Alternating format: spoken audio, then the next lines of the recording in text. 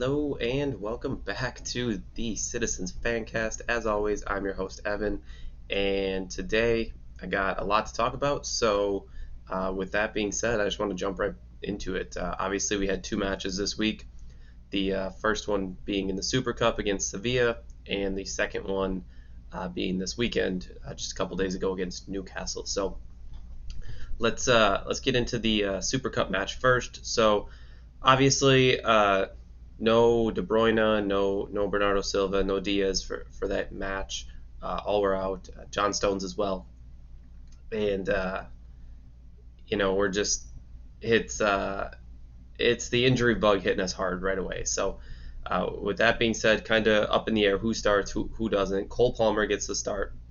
A little bit surprising in all honesty, but he's shown up when he's played. So uh, it felt like we started off a little bit strong and then got caught out on a counterattack, down 1-0, 25 minutes in, and then it felt like that's what Sevilla was looking for, right?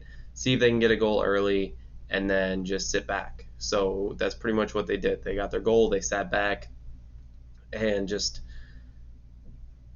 parked the bus basically, and it really just felt like if we could just get that, we were getting the chances, we were creating chances.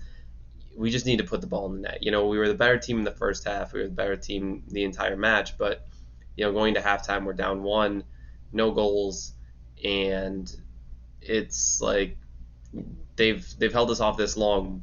Where does that put us for the rest of this? So obviously, able to get one back. Cole Palmer on a ball in from Rodri, headed it in the 63rd minute, tied 1-1. And then it was kind of just, can we get a second one, or are we going to go into penalties again? And we all saw how the penalties went in the Community Shield. So obviously we didn't want to go there. That's where we ended up. Luckily, all of our kickers put them away. Holland, Alvarez, Kovacic, Grealish, Walker, all of them put their kicks away. Sevilla's last taker hit the bar. So 5-4, we won on penalties, won the Super Cup. And it's another trophy. So another trophy to bring back home, and it's a game where it felt like we probably should have won it in regular time, but they all count the same at the end of the day. So kind of a dominant game in general. We just 73% of possession, and I feel like we saw a glimpse of what Cole Palmer could do. And if you haven't already seen, I put an article out on my website this week about Cole Palmer and can he be Armara's replacement? And there's so many similarities between them. On the right wing, being able to cut in on their left, and just it's a weird thing to say, especially in a Pep lineup, but it's a little bit of selfishness and knowing that you have the ability to take on these players and beat them or take the shot yourself. And just being able to have the confidence in yourself to do that and to go into these one-on-one scenarios. And that's a lot what I see from Palmer. So I'm not going to go into the entire extent of why I think he can do that. But for me, he was the man of the match. He did get the man of the match award as well. So a great performance by him. And, that's 2 goals in 3 games for him if you go back to the Community Shield. So it's something where maybe we can rely on him to get us 10, 15 goals in the year if he sticks around. So I'll get into that a little bit more, just his scenario. But another thing I want to talk about is we saw Stones in what's been kind of coined now we saw Akanji in what's been coined the Stones role. I don't know if I said that right the first time, but kind of jumping up into that defensive midfield area in attack and dropping back on when we're out of possession. And I have to say he didn't do the greatest at it. A couple of giveaways in the Sevilla match, but if you look forward into the Newcastle match, he played it perfectly, right? It's not a normal position. It's something that Pep's created that everyone's trying to replicate, right? The inverted fullback is a lot of what people are going for, which we saw with Rico Lewis, but I wouldn't call it that in this scenario either, because it's not really an inverted fullback. It's really just a center back stepping forward in possession and giving us essentially what's an extra midfielder. So, uh, like I said, not the greatest in the first match, but in the second match this week against Newcastle, uh, he was great in it. He didn't really make mistakes or anything like that. So, just a great performance by him. And I see a lot of our so-called fans calling him out. And it's at this point where if you don't understand what certain players do, and if you don't understand what he does, especially as well, and you want to rag on him or any other players, I've been saying it since I've started this podcast. Don't attack our players, plain and simple. If you're a fan of the team, support our players. They need our support. They want our support. They're playing for our club. They're doing us the service of playing for our club. So why should we? They're giving it their all. They want to be out there. They want to be playing. They want to be giving it their all. They don't want to sit here and get ridiculed on social media by idiots hiding behind stupid fan accounts, right? So it's at this point where if you don't like a Kanji, you either don't know what you're talking about or you're just being racist. And I think that's pretty much the way you have to call it, because he gets so much unnecessary hate, where it's like we don't win the treble last year without him. And you can say about, in the final he gave away the ball and we almost got scored on. Cool. Did we get scored on though? Did we lose the match? No. So yeah, every player can improve, and you can look at every player and say, well, they could have done this better. They could have done this better. But like I said, you can do that with every player. So it's not really a necessary thing to just go at these players all the time and just go after them and they're in the lineup. Oh, they're going to, I saw so many people complaining about, this means that Kanji's going to be in the Stones role. Yeah, and he did a hell of a job in it too. So before you just write him off, maybe just watch the match. It's just simple things like that. So anyway, a little rant here. Just support the players. If you're not going to support the players and you're going to sit there and hide behind your stupid little fan account, then just go support some other team, because I don't want you here in this fan base, and it's annoying, and you make the entire fan base look stupid. So if you're not going to be a true fan and support the team and support all the players, then you can just go fuck off, in my opinion. But into the Newcastle match, like I said, a Kanji in that Stones role again. Got to see the matchup of Guardiola and Diaz in a partnership, for which, I mean, they're both incredible. You see why they're brought in, and I didn't mention it for the Super Cup, but obviously Guardiola got his first start, and you could see already the passing. He's got the intelligence of where to put the ball and where to make the right passes and whatnot. At times it needs work. It's slows it down a little bit, but it's learning the new system and getting into it that I think he'll learn to understand more. But defensively, you can see why he was brought in, and I saw it in a lot of the highlight videos and stuff like that, and I mentioned it last week as well. It's the getting in front of passes, getting in front of shots, things like that, blocking those opportunities and just not allowing the ball to get through, essentially just sitting there and being a brick wall. So great start into the Newcastle match, as always. I feel like it's just kind of how I go, what I've been saying the entire year. We started off strong and we're attacking, and it looked like we were the better team, and it looked like we needed to make a statement, and I think that's what we did with this game. This would have been an easy game for us to say. It's early in the season. We just played Wednesday. We got a lot of injuries. Let's just lick our wounds and see if we can make it through without having too much of a struggle here. And it wasn't that way at all. We came out. We were the better team the entire game. And, obviously they have their chances. It's a 90-minute match. They're going to have their chances. But it really looks like, coming off of last week, Newcastle played so well. So it was like, are we going to be able to hold them off, or what's going on? And all credit to us, because we did it. We had really no issue with them, in my opinion. And that's not an insult at them at all. They played well. It's just we were better at the end of the day, and I think we're the better team. But we got to stay strong, because I think it's like I said, Newcastle they're gonna be there, and they're gonna be battling us for the title. And we all kind of knew when the money came that they'd probably figure it out. I don't know if people thought that they'd figure it out this quick, but here we are, and they look good. We'll see how they can balance Champions League with the Premier League and everything like that. But as far as I'm concerned, they're here to stay, and they're going to be a title contender right there with us this year and for many years to come. So obviously, one goal in the match. Alvarez on an assist from Foden, perfectly placed shot in the top corner, and that's that's what we do. I mean, it's the players rising up and finding a way to make things happen in these games, and just being able to make a statement and say, we need this. Let's go and do this. And it's just an amazing shot from Alvarez, and I think, we've got an amazing backup to Holland if he ever goes down or anything like that, or just to rely on Alvarez in general to score goals for us. I mean, this is multiple games now where we've won with a goal from him. So, uh, you know, definitely a backup, but fully embracing the role and still able to contribute to us on many different levels. And another thing that, like I said, Foden played an incredible game. I think he's the best player again for me, man of the match. But the play from him and Kovacic was just incredible. They seem to have a good partnership. Kovacic as well. He seems to just improve every single match, get better. And with De Bruyne out, we're going to need that. We're 100% going to need that.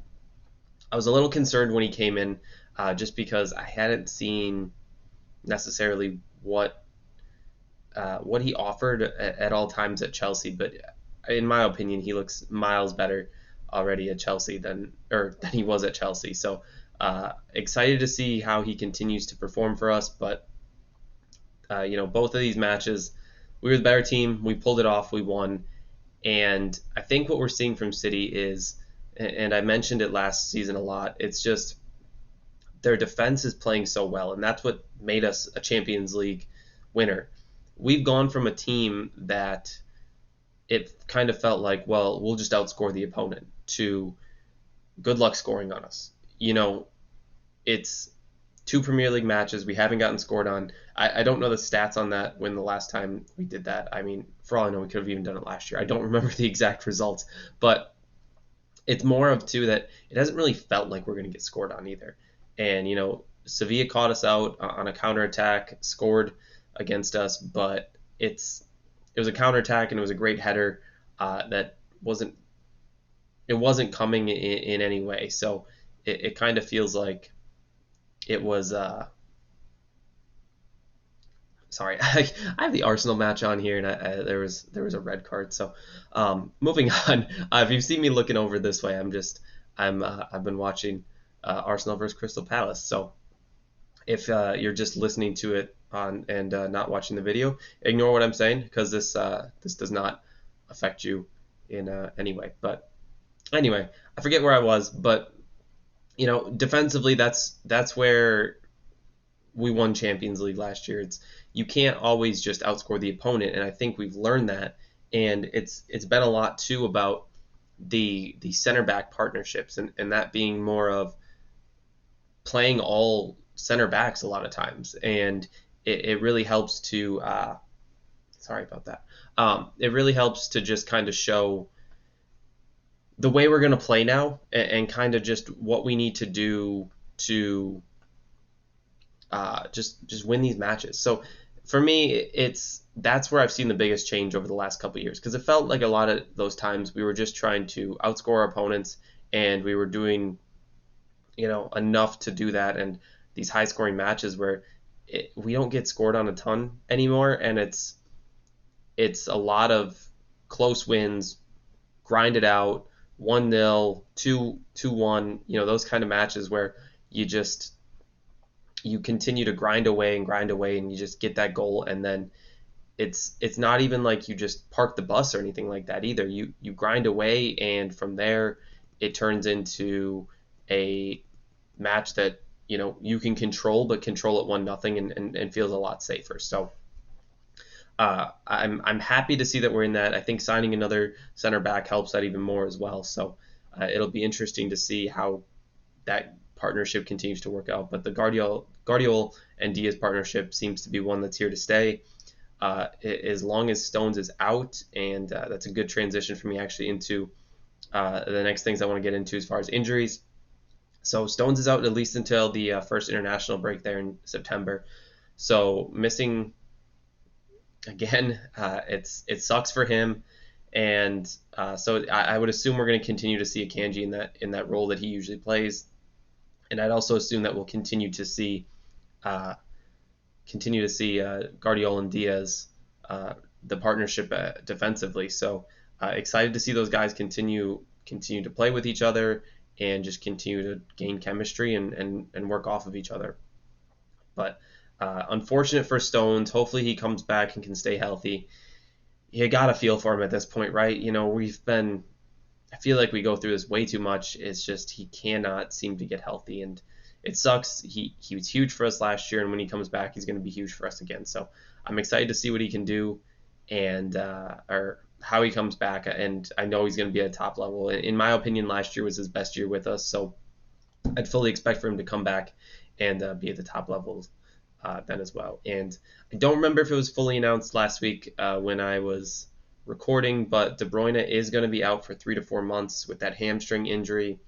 Went forward, had surgery this past week, so he's in recovery, and that's good news, right? Hopefully he can come back a little bit early, although I would highly doubt that they'll risk it, but 3 to 4 weeks, or 3 to 4 months, I wish it was 3 to 4 weeks.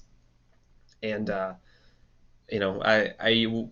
we'll see what kind of version he comes back as. You know, it's De Bruyne. I think we'll see the same level of De Bruyne, but just unfortunate in general, just that he has to go through this and continue to be out on injuries. So coming off of injuries into just some transfer rumors and some contract rumors. First one up, Rico Lewis signed an extension until 2028. So he's a City player. He's staying a City player. Those City youth players, obviously, guys that we like to see, and should be exciting to see him continue to grow and learn with this team.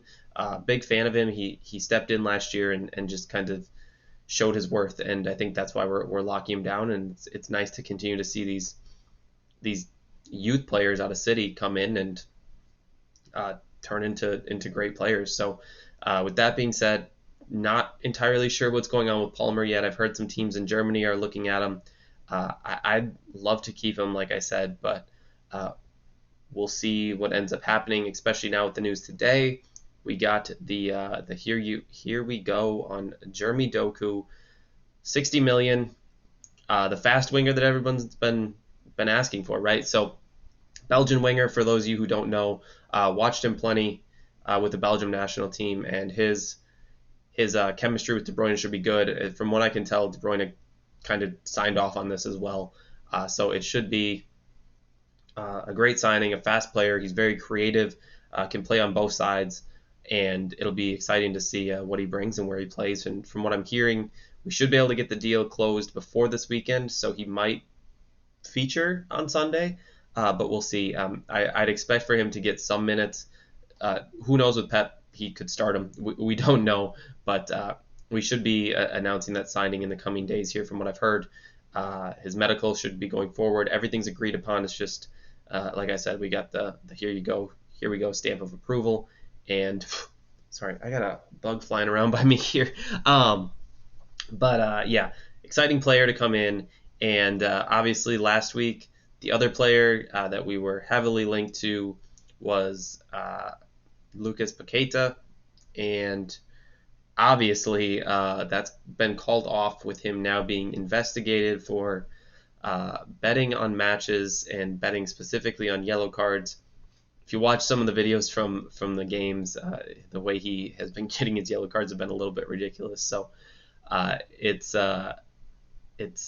not surprising, but I'm glad we backed out of that before it completely went through and we were stuck with a player who was going to be suspended. So I don't think that's anything we want to get near.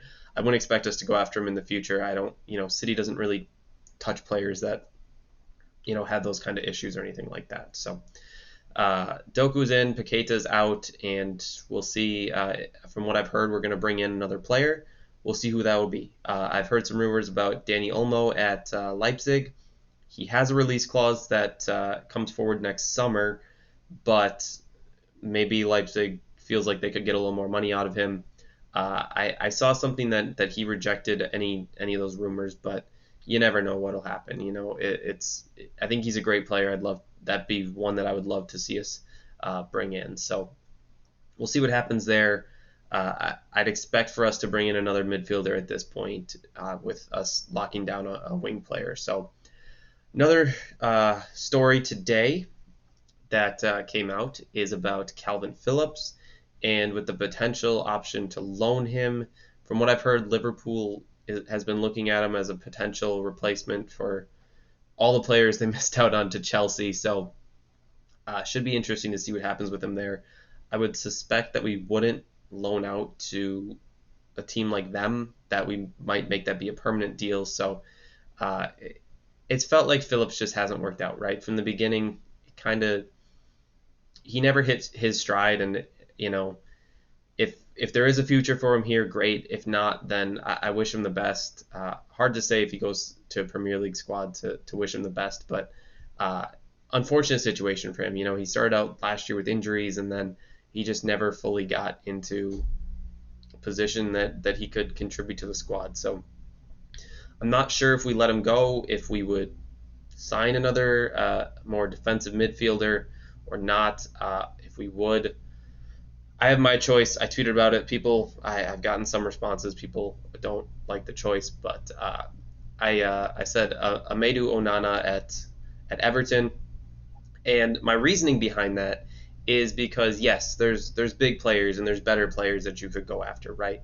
But he's playing at Everton right now, so he's a good player for them. I've seen improvement in him in the past couple uh, months, just in games I've seen of Everton's and whatnot. And he was honestly one of Belgium's best players at the World Cup. So what I see from him though is yes, there's obviously better players, but he's a young player. He's Belgian. We just brought in another Belgian. We brought in two Croatians, so maybe we bring in two Belgians. Who knows? This is another one that I assume would have to go through De Bruyne, and this isn't me saying anything. It's just my reasoning behind it. So I don't think the deal's going to happen, but I think he'd be a good player because he's a younger player. I don't think the fee would be too much.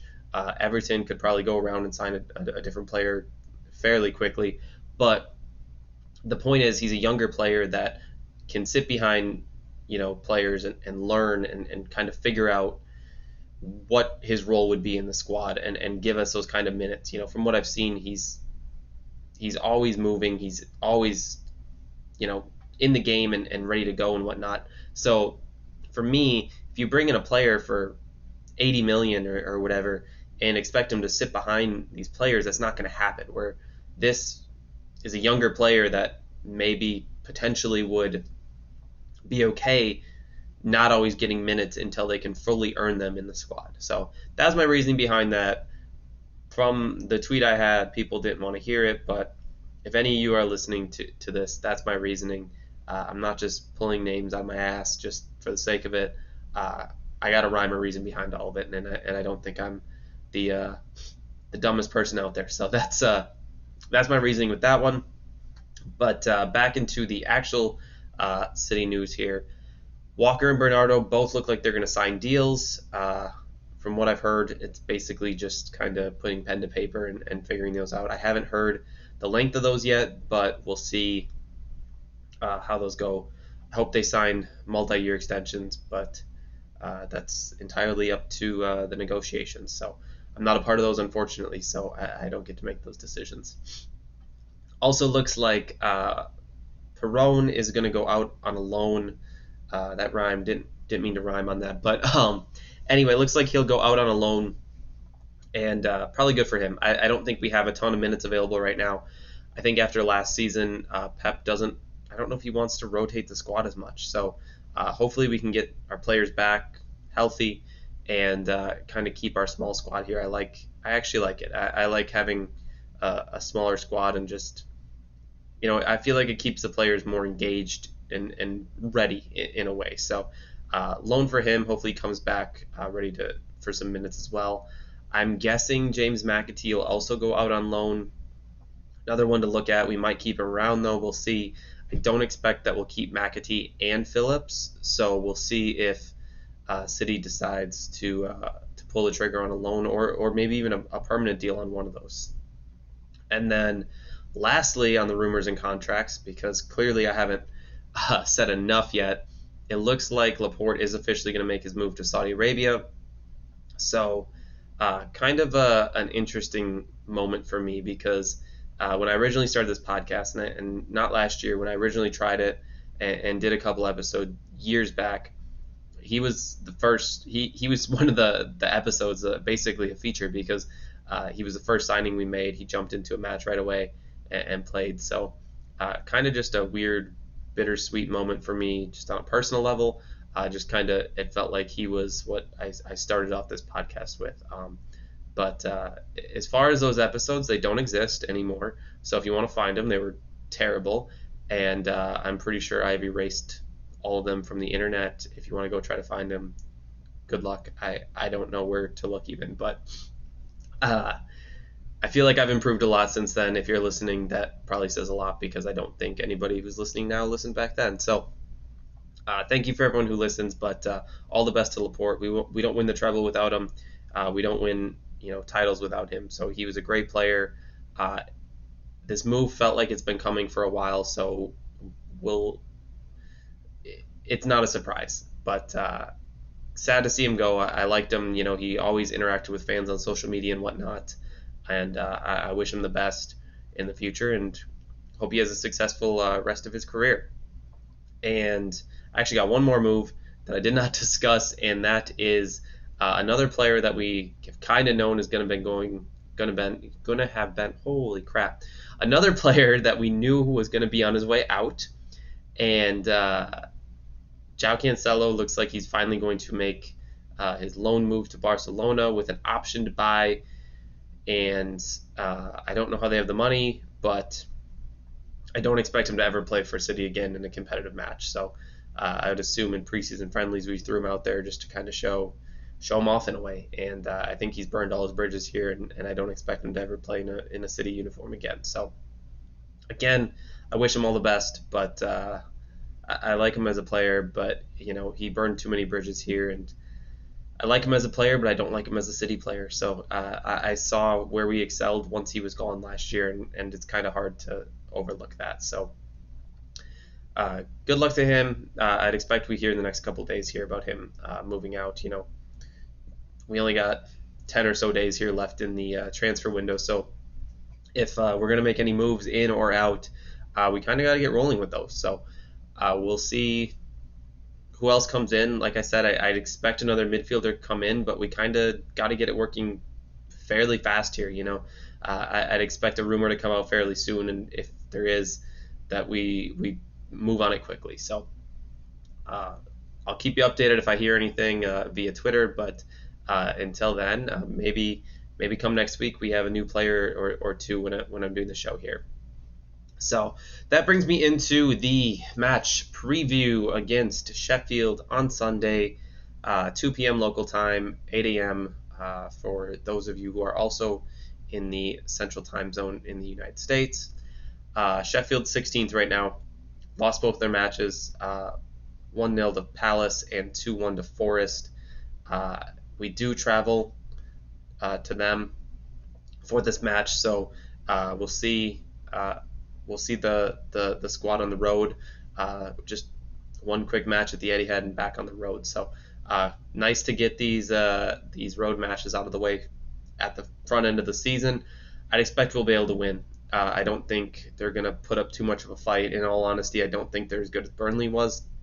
So assuming that we can play to our normal level, I'd expect us to hopefully not concede a goal again, and I'd expect us to hopefully win handily by three or four goals, and then we'll see what happens from there. So I'd expect a win for us. As of now, us and Brighton are the only two teams to have all 6 points. The Arsenal and Palace match I have here next to me, Arsenal's currently up, so unless Palace can win or pull a goal out in the next, what do we got? We're in the 83rd minute here. So unless Palace can pull this out in the next 5 or 15 minutes, however much stoppage they decide to add, I would expect Arsenal to also join us as one of those teams that has not lost or has won both of their matches thus far. So we'll see. It's always good to get those points early and get them on the board, because once they're there, they obviously nobody can take them away from you. So it's nice to get 2 wins out of 2, and not having many more teams on that level. Obviously, Brighton's got a higher goal differential than us. They are +6, we are +4. So we'll see if they can if we can close the gap on that. I would expect that we should be able to do that this weekend. Like I said, I expect us to win pretty well. I actually don't even know who Brighton plays this week, so I can't speak to whether I think they'll get their 3rd win or not. So obviously I wasn't very prepared for this on the Brighton end, but like I said, Arsenal will probably join us there. Just a couple other notable results. United lost to Spurs with Harry Kane gone, and I just don't think they're that great of a team, United or Spurs in all honesty. But obviously Spurs will probably still beat us when we go on the road to London. So we'll see if we can do that, if we can actually beat them on the road this year. But United lost. Liverpool won with 2, what I would say, very controversial decisions: a penalty that shouldn't have been given, and then a red card that probably shouldn't have been given as well. So that just tells me that the refs still aren't doing their jobs appropriately, right? They're messing up a lot. VAR should have never given the first penalty, and then I think the red card should have been a yellow card. So if there's any Liverpool fans listening, I'm on your side, kind of. But another notable result: West Ham beat Chelsea 3-1.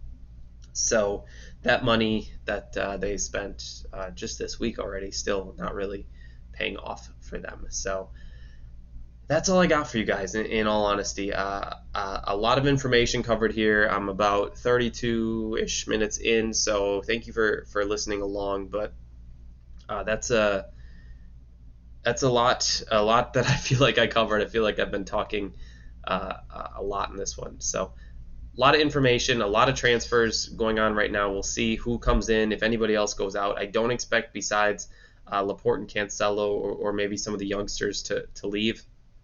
I would think for the most part anybody else is staying, unless something drastic falls apart in the next 10 days. Obviously, we saw Cancelo and the downfall last year, but I wouldn't expect something like that to happen again this year prior to the window closing. So I'd expect us to bring in, including Doku, 2, maybe 3 players. We'll see what ends up happening with that one, but I don't think we're entirely done with transfers here. So sorry, anyway, if you're watching, just saw me do something, ignore it. It was little technical difficulties off to my side here, but that's all I got, except for one more thing I just would like to cover here, just a little bit of a rant here, something I want to bring up, and I just want to get it in front of me here prior to talking about it. Bear with me for 1 second. So anyway, okay. So there was a tweet that I saw last night from the Twitter page, or X, whatever you want to call it, an MLS page. I'll pop the tweet up for you guys right here. Just 2 videos, one about us celebrating and one about the Nashville fans celebrating, us celebrating the League Cup, Nashville fans celebrating us celebrating Champions League, sorry, and the Nashville fans celebrating the League Cup, and basically saying that MLS has a bigger impact than City fans, or just fans in general. To which I want to respond and just say right now that the MLS is an absolute joke. I've watched matches. They're a joke. I refuse to watch them anymore because the level of play is terrible. It's absolutely terrible. Their rules are messed up. The financial rules, how to sign players, completely messed up. Contract rules messed up. It's not a high quality. That's why you see plenty of people in the United States that prefer to watch the Premier League to the MLS. I'm one of those. I refuse to watch it. I think it's a terrible brand of football. And to even hint at that fact, whether it's banter or not, is just an absolutely ridiculous post. So for any MLS fans out there, if you enjoy it, cool. It's not for me, and I think it's not a very good product. So uh, I don't know what you're trying to say. I responded pointing out that City has more followers on Instagram and on Twitter than all of the other the MLS teams combined. That just shows the level of the Premier League teams in general, not even City, as opposed to the MLS teams. So if you ever want to compare fans, take a look at those stats before you set yourself up for that kind of bait. That is the actual last thing I have for you guys. Just nice little weekly rant for me to go off on. So thank you as always for listening. Citizens Fancast on Twitter, Instagram, YouTube, TikTok. I still haven't posted on TikTok. I'm still trying to figure out exactly how I want to do that. So bear with me there. But the page is created. There's nothing on it. So if you go give it a follow, I would appreciate it. But for now, I think I'm the only follower of the page. So thank you for that. Like I said, if you want to listen or watch these videos instead of listening, videos are available on YouTube, and this podcast is available on Spotify, Amazon, Google, and Apple Podcasts. So thank you for listening. Leave a review if you like the podcast. If you don't like the podcast, leave a review. If you don't like the podcast and you've made it 35 plus minutes into this, what are you doing? But thank you guys for listening. As always, I appreciate your support. I appreciate each and every one of you listening, and just enjoy sharing my City opinions with you. So with that being said, that's all I got for you guys. Thank you for listening or watching along for another week, and I'll talk to you guys next week after we get another 3 points against Sheffield.